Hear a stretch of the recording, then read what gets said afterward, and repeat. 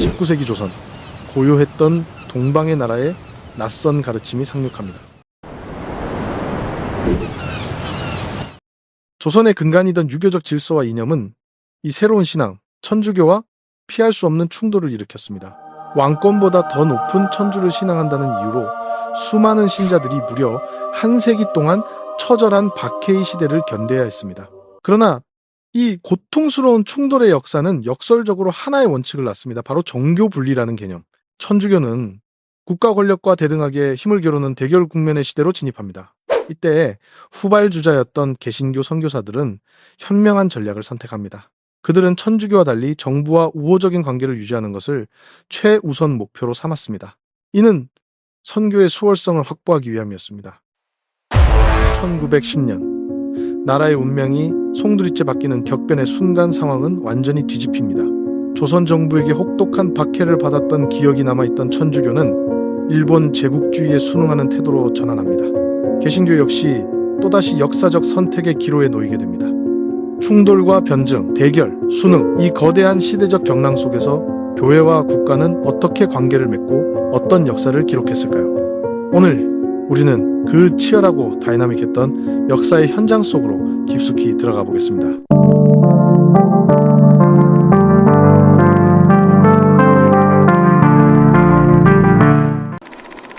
한국 기독교사 톱파보기 구독과 좋아요 부탁드립니다.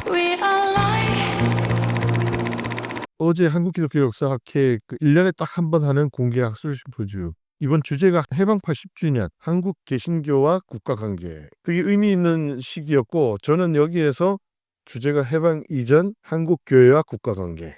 행사장의 풍경을 보면요 이렇습니다. 그래서 세문학교의 11층에 미션홀이라는 곳에서 했고요. 이쪽에 앉아 계신 분이 이만열 교수님, 유관지 목사님, 여러 한국교회사에 관심 있는 학자분들이 많이 오셨습니다. 여기 계신 분이 강인철 교수님, 제2발제자고 배덕만 교수님, 우리 종합토론 사회보시 한국기독교 역사연구소 소장님이신 광주대학교 한기무 교수님. 오늘은 천주교 얘기만 하고 마칠게요.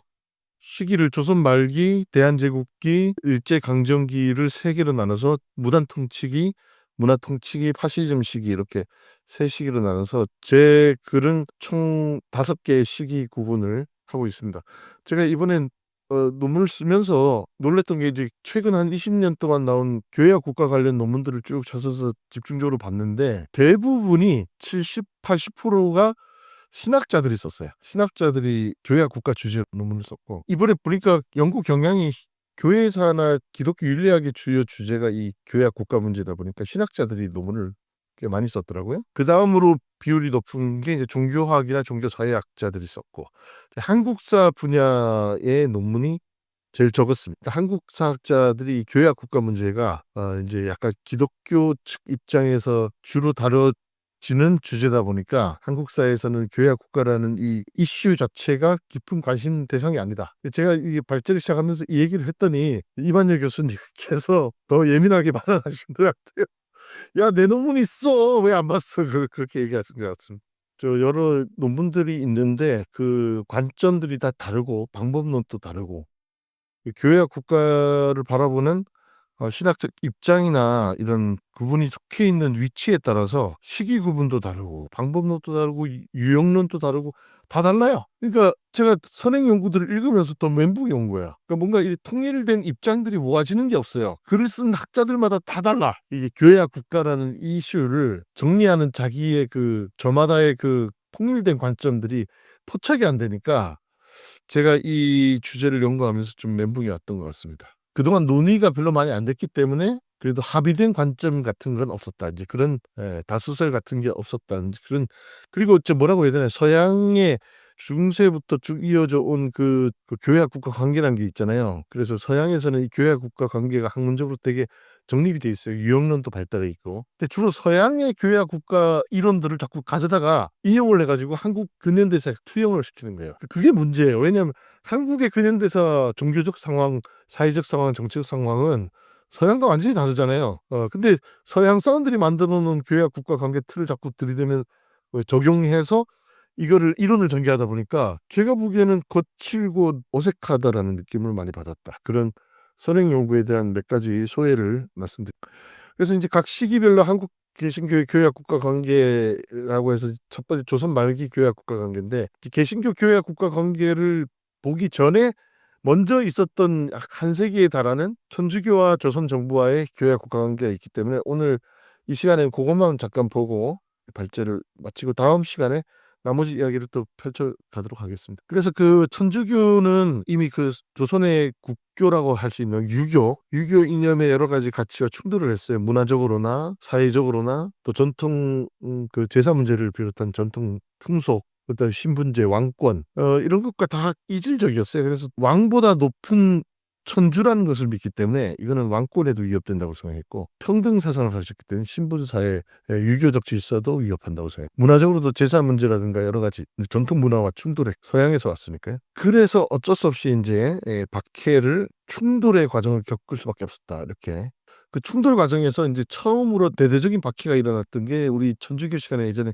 다 배웠는데 1801년 정조대왕이 승하하고 이제 정순왕후가 그 정조가 싸고 돌았던 그 남인 계열을 축출하기 위해서 천주교 신앙을 남인 축출의 명분으로 삼았죠. 그러면서 남인 계열의 여러 사대부들이 이제 탄압을 받으면서 그 당시 천주교의 지도급이었던 황사영이라는 사람이 충청북도 제천 배런으로 숨어들어서 저 비단 천에다가 어마어마한 양의 글자를 써서 중국 주교에게 편지를 써서 보내죠. 이게 이제 조선 말기에 조선 정부와 그 천주교의 교회와 국가 관계의 상징적 충돌 사건입니다. 바로 황사영 타입인데, 황사영은 이제 천주교 신앙이 지고의 가치이기 때문에 외세를 끌어들여서라도 무력으로라도 천주교 신앙의 자유를 획득해야 되겠다는 입장이었어요. 그래서 프랑스 군대를 보내달라.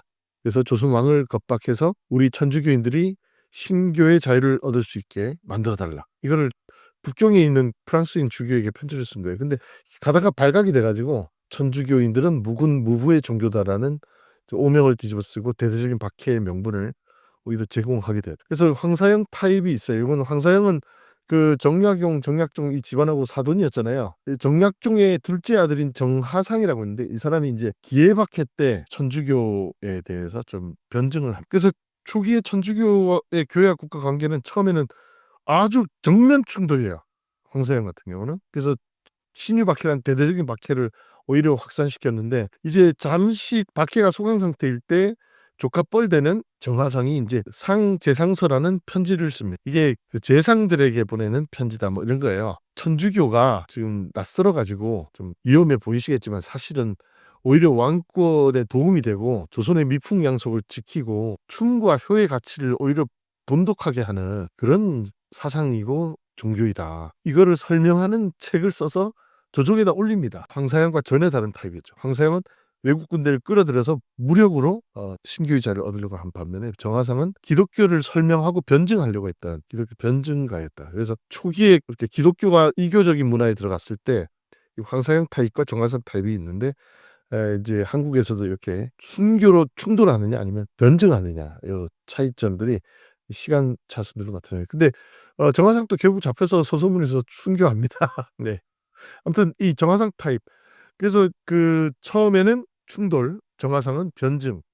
근데 이제 나중에 1886년에 한불 제약이 체결되고 이제 그 조선 정부와 프랑스 선교사들 간에 이제 힘겨루기가 진행이 돼요. 이제 이거는 프랑스와 수교를 맺었기 때문에 프랑스가 그 외교 문서에다가 교회라는 말을 넣어요. 가르치는 뭐 모임을 만드는 것에 대해서 조선 정부가 인정하게 조문을 넣은 거죠. 이제 그걸 근거로 해서 천주교인들이 막 대대적으로 지역 사회에서 천주교 종교 활동을 펼치는데 공권력과 자꾸 충돌을 하게 돼. 그래서 이제 한불 조약 이후에 국가 권력과 천주교 선교회 간의 대결 국면이 진행이. 이거는 황사영은 정면 충돌인데, 이거는 일방적으로 원사이드하게 탄압받는 건데, 이때 한불 조약 이후로는 서로 힘이 비슷해가지고 대결 국면이에요. 그리고 재밌는 게 우리가 정교 분리하면은 미국 헌법에서 나오잖아요. 미 헌법에서 정교 분리 개념이 처음 등장했다고 하는데, 한국의 교회와 국가 관계에서 아주 흥미로운 거는 이 정교 분리 원리가 원칙이 천주교가 이제 조선 정부와 힘겨루기를 하면서 대결 국면에서 19세기 말에 이제 교민 조약이라는 조약을 하게 되거든요. 이 교민조약에서 처음으로 정교분리 조항이 나타난. 그래서 이 교민조약의 제2조를 보면 선교사는 행정에 관여하지 않고 행정관은 선교의 활동에 간섭하지 않는다라는 조항이 들어가요. 그러니까 완전히 정교분리 개념이 천주교는 상당히 국교적인 체질을 가지고 있거든요. 근데 이제 조선이라는 낯선 이질적 선교 환경에서 국가 권력과 충돌하고 대결하는 과정에서 이제 이 정교분리 개념을 도출시켰다. 이게 되게 흥미롭습니다. 그리고 이제 제주도에서 신축 교환이 났을 때 이재출이 난이죠. 그때도 이제 교민 화의 약정이라는 걸 밑에 또 다시 맺게 되는데 왼쪽에 보이는 저 문서예요. 여기 그 1, 2조에 보면은 또 비슷한 맥락에 좀 더 그 정교한 세칙이 나옵니다. 서교를 조종해서 금하지 않으며 입교 여부는 백성 자신이 원의에 의한 것임을 명시하고 신자와 비신자가 서로 작패, 그러니까 그 서로 충돌하고 이렇게 무리한 행위를 하는 거죠. 작패하는 것을 금하도록 규정했다. 선교사는 정부의 민형사 소송에 관여하지 못하며 폐해를 일으킨 신자들을 비호하지 말도록 지방관들이 신자들의 교패를 증치하도록 규정했다. 그러니까 그 뭐라고 해야 되나, 정부의 역할과 교회의 역할을 서로 선을 긋고 간섭하지 않는 그런 정교한 그 협정이 이재수이 난 이후에 맺었. 그러니까 이게 그 천주교가 한불조약 이후에 나타난 새로운 교회와 국가 관계, 대결, 그러니까 처음에 충돌, 변증, 대결의 시대로 이제 접어들고요. 그럼에도 불구하고 안중근의 멘토였고 안중근이 이제 그 이토 히로부미를 저격한 이후에 중국의 그 리순 감옥에서 사형당하기 직전에 가서 고해성사를 받아줬던 그 빌렘이라는 신부입니다. 이 빌렘이라는 신부가 황해도 지역의 그 안중근 집안도 다 전도했던 사람이거든요. 이 사람이 그 20세기 초에도 황해도 지역을 전도 활동을 하면서 국가 공권력과 계속 대결을 합니다. 그래서 거의 그 성당 교회 짓는다고 세금을 걷고 다니고 개신교인들도 잡아다가 세금을 요구하다가 거부하면 구타를 하고 뭐 이런 일들이 일어나 가지고 많은 그 지역 사회에서 물의를 일으킵니다. 아주 쇠약해진 국가 공권력과 대결하는 국면으로 나아갔다. 그래서 이제 또 대표적인 또 정부와 대결했던 사례가 바로 명동성당 건축이에요. 명동성당을 건축하니까 조선 정부에서 난리가 난 거야. 왜냐하면 저쪽에 그 남산에서 종묘로 이어지는 지맥이 흐르는 곳이 바로 지금 명동성당 자리거든요. 그게 종현이라고 해서 언덕이에요. 그래서 풍수적으로 중요한 혈자리인데 거기에 말뚝을 박은 꼴이에요, 저게. 그러니까 조선 정부에서 풍수 사상에 입각해서는 천주교도들이 한양의 지맥을 끊어버리는 그런 구조물로 본 거죠. 풍수의 기운을 흐트리는. 그리고 저 첨탑이 경복궁보다 높은 거야. 한양 도성 안에 임금님이 계신 경복궁보다 높은 건물을 짓고 임금님이 계신 경복궁궐을 내려다보느냐 이러면서 이제 교회당 건축에 대해서 조정이 발칵 뒤집어져 가지고 이제 건축을 중단시키는 활동. 근데 이제 천주교는 거기에 굴하지 않고 정부와 대결을 합니다. 그래서 조선 정부가 열받아 가지고 서울을 비롯해서 지역에 있는 선교사들을 다 활동을 금지 명령을 내리고 여행 금지도 시켜요. 근데 여기에 불똥이 튄 게 뭐냐면 개신교예요. 그때 언더우드랑 아펜젤러 이런 선교사들이 이제 황해도하고 저 평안도 쪽으로 여행 중이었는데 이 명동성당 건축 사건으로 천주교와 조선 정부 간의 갈등이 일어나서 이제 여행 금지 명령이 내려지니까 서울로 소환이 됐거든요. 언더우드가 이런 천주교의 정부와의 갈등에 대해서 비난하는 편지를 미국 북자노의 선교부에다 보내요. 이 내용이 뭐냐면 이렇습니다. 천주교인들의 사려 깊지 못하고 지혜롭지 못한 행동이 정부의 분노를 촉발시켜 당국자들은 모든 종교의 전도를 금하는 엄격한 칙령을 발표했고 외국 공사들과 외교관들에게 협조를 당부했습니다. 우리는 의구심을 진정시키기 위해 즉시 복종하는 것이 최선이라고 생각했습니다. 여기에서 이제 천주교회와 개신교 선교사들 간에 조선 정부에 대한 교회와 국가 관계 태도가 나뉘어지고 있음을 알 수 있습니다. 천주교는 정부와 대결 국면이었고 개신교 선교사들은 가장 최우선 과제가 자신들의 지금 막 착수했던 개신교 선교를 원활하게 진행하고 선교의 수월성을 확보하는 건데 천주교 때문에 이게 불똥이 튀어가지고 개신교 선교에 지장이 초래하니까 언더우드가 이런 글을 쓰는 거예요. 그래서 언더우드는 선교의 수월성을 위해서라면 정부와 우호적 관계를 유지하고 정부의 의심을 불식하고 복종하는 것이 최선이다.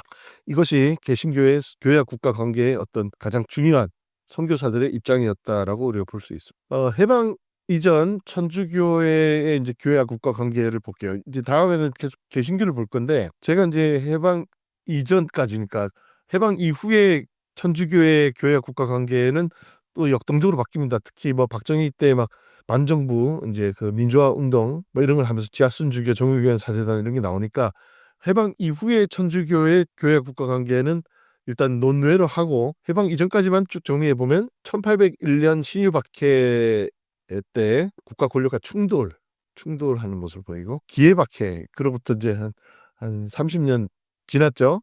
그쯤 지나서 이제 기해박해 때 그 족합벌되는 정화상이 상제상서를 통해서 보다 온건한 방식으로 가톨릭 변증을 시도하고요. 하지만 그 박해를 견디고 마침내 1886년 한불조약이 체결되고 그때부터 이제 대결 국면이 시작됩니다. 국가 권력과 힘이 비슷해진 거예요. 천주교와 조선 정부 간의 대결 국면이 유지되는 과정에서 아주 독특한 교민조약이라는 종교분리 원칙이 한반도 내에서 수립이 되었다. 그렇지만 또 아이러니하게도 1910년 한일 강제병합이 이루어진 이후부터는 천주교회는 철저하게 일본 제국주의에 순응하고 일제 조선 식민지 지배에 대해서 협조하는 순응적 태도로 전환하였다. 이렇게 볼 수 있습니다. 그 대표적인 친일적 가톨릭 지도자가 사진에 보이는 노기남 주교. 그래서 이렇게 천주교의 교회와 국가 관계도 시대에 따라서 이렇게 다이나믹했다. 예. 그리고 이러한 천주교회가 구축해놓고 있는 다이나미즘 속에 개신교가 선교가 꼽사리 끼어서 들어가는 거고, 그래서 천주교와의 차별성을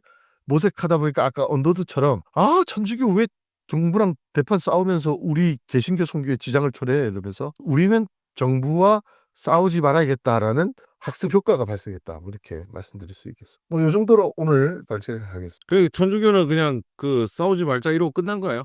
일제강점기 동안에는 아주 일본의 그 조선 지배에 대해서 오히려 잘 됐다. 어떤 게 있냐면 뒤끝이 장렬해요. 조선 말기에 한 세기에 달하는 신유박해, 기해박해, 병호박해, 병인박해 계속 대대적인 대박해들을 겪잖아요. 그러니까 조선 정부에 대한 천주교회의 그 프랑스 선교사들뿐만 아니라 한국인 신자들의 악감정이 있습니다. 그래서 계속 싸우는 거야. 근데 제가 보기에는 일본이 딱 조선을 먹어버리니까 약간 속으로 아싸라비아 이런 것 같아.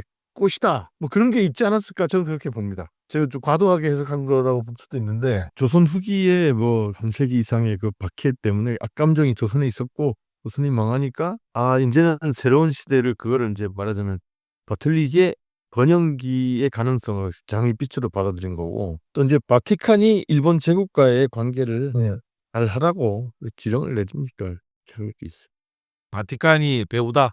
바티칸도 문제인 게 조선에 들어가가지고 신부를 죽고 순교하고 이럴 때는 막 이제 되게 순교를 이렇게 비타협적 신앙을 막 얘기하다가 너무 계속 오랫동안 죽어 나가니까 이제 바티칸도 정책이 바뀔 거 아니에요. 그 수뇌부들도 바뀌고. 바티칸은 가장 또 정치적인 집단이기도 하기 때문에 일단 일본이 청일전쟁 이기고 1904년 이제 러일전쟁 이기고 이제 을사늑약 이런 거 거치면서 이제 한국 병합까지를 보니까 이제는 인정할 수밖에 없는 거대한 세계적 열강이 됐기 때문에 바티칸에서도 정책 판단을 하는 거죠. 얘네들한테 맞섰다가는 더 조선 때보다 더 이제 참혹해지니까 얘네들한테 무조건 납작 엎드려야 된다. 이게 마장 지적하신 대로 바티칸의 정책이 한국에서 천주교의 일본 제국에 대한 대응 태도를 결정하는 결정적 요인은 맞는데 아마도 일본 제국과 잘 지내면서 이제부터는 이제 100년 가까이 박해를 견뎠는데 이제는 좀 제대로 미사도 드리고 좀 전도도 하고 교세 좀 확장하고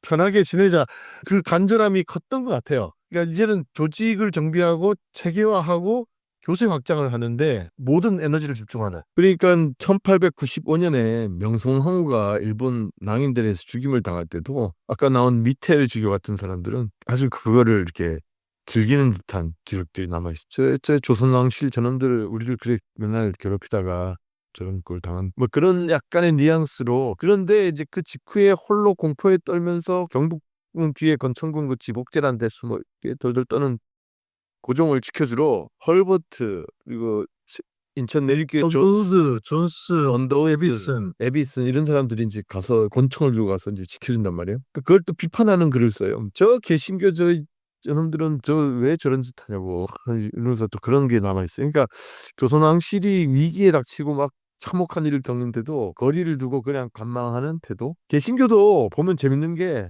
이건 제가 이제 언더우드의 교회 국가 인식 연구라는 걸 이제 석선하면서 썼기 때문에 저도 이제 좀 약간 말을 보태는 건데 개신교도 안에서도 완전히 미국 그 독립전쟁하고 남북전쟁 겪은 그 마팩 같은 집안 이 오리지널 미국 정서, 아메리칸 시티즌십이 딱 가득 찬 애들은 종교 분리 그게 딱 몸에 배있기 때문에 그런데 안 끼어드는데 거 가서 권총 들고 가서 왕실 지키겠다고 막 그런 게 언더우드, 에비슨, 헐버트 이런 사람들이 다 약간 아직 그 영국 빅토리아 마인드가 강한 애들이. 언더우드도 이민을 온 게 영국 런던 출생이고 한 15살 정도에 집안이 다 이주를 해요. 1860년대에 이주를 합니다. 한국 선교사 오기 한 십몇 년 전에 이주를 합니다. 그러니까 완전히 미국에서는 미국 시민으로 인정 안 해요. 저 영국 촌놈이 와가지고 또 뒤늦게 막차 탄 에비슨 같은 경우도 1860년대에 영국에서 캐나다로 이민을 가요. 그러니까 그쪽에서 그냥 제대로 미국이나 캐나다에 자리 못 잡는 애들이 아유 그럼 선교사나 가볼까 하려고 와서 미국이나 일본 같은 데가 제일 선호하는 곳인데 끝까지는 못 가니까 백이 없고 아무것도 없으니까 가본 게 오는 거예요. 그런 사람들이 많아요. 근데 그런 사람들은 아직 미국 시민의식에 좀 덜 배 있는 거야. 아니 영국 마인, 그러니까 영국 왕실에 대한 존경심, 순항하는 마음이 아직까지 남아 있는 상태에서 미국에서 선교사로 온 거니까 약간 그 조선 왕실에 대한 그 어떤 로얄 패밀리에 대한 그 숭고함을 이렇게 느끼는 게 습관이 배어요. 개신교 내에서도 갈려 그게. 이 얘기는 이제 다음 시간에 조선 말기에 이제 개신교 얘기할 때 이제 집중적으로 이제 할 건데 그 가톨릭만 먼저 해서 마무리를 하면은 되게 역설적인 게 지금 이제 빅토리아 정신 얘기하고 빅토리아 그 캐나다가 영국 쪽 영향을 많이 받았으니까 그 캐나다 출신들 에비슨이나 게일 이런 사람들이 지금 거기 고종 옆에 싱글이가 아니라 영국 출신의 미국인 헐버트나 언더우드처럼. 근데 재밌는 게 천주교는요 굉장히 국교적 전통이 강했지만 한국에 온 천주교는 유독 프랑스였어요. 프랑스 파리 예방정교였는데 걔네들이 뭐냐 왕하고 귀족들을 길레톤으로 이렇게 목을 다 베었던 애들이. 그러니까 프랑스 혁명을 경험한 프랑스인들 가톨릭 애들이 한국에 와 있으니까 얘네들은 왕실 뭐 이런 거 아주 우습지. 왕실을 다 잡아 죽여서 목을 잘라서 이 시민혁명을 이뤘다는 자부심이 가득하기 때문에 이게 완전히 서양인들이 와 있다고 다 똑같은 게 아니에요. 그러니까 되게 복합적인 거예요. 되게 보수적이면서 막 고교의 전통에 아주 충실할 것 같은 가톨릭인데 오히려 배경을 보면 시민혁명의 경험을 가지고 들어와 있고 그래서 아주 비타협적이에요. 프랑스라는 국가도 국교로 천주교를 세우진 않지만 천주교회를 굉장히 외교적으로 활용을 많이 합니다. 프랑스 제국의 악장이. 근데 이제 아까 얘기한 대로 미국인인데도 영국적 배경을 가지고 있는 헐버트나 언더우드 같은 애들은 미국 시민권자고 정교분리 헌법의 그 시민인데 와가지고 왕실에 이렇게 얼짱얼짱 그러니까 이 개인적인 편차와 그 집안 배경, 문화적인 그 역사적 경험의 차이 뭐 이런 게 되게 한국 선교 현장에서 되게 또 작동했다. 그거를 우리하고 맺을 때 그게 다 드러나요. 가족사나 이민사나 민족적 배경 이런 것도 다 드러나. 그래가지고 서로 다 달라. 아무튼간에 그 개신교의 교회와 국가 관계 이해를 위해서는 조선 말기에 이 천주교회가 교회와 국가 관계를 어떻게 형성했는지를 그 전사로서 훑어봐야 돼서 이 제 논문에서도 이걸 다뤘는데 저도 이제 한번 이번에 쭉 스케치를 하다 보니까 좀 더 선명하게 보이는 것도 있고 공부가 많이 됐습니다.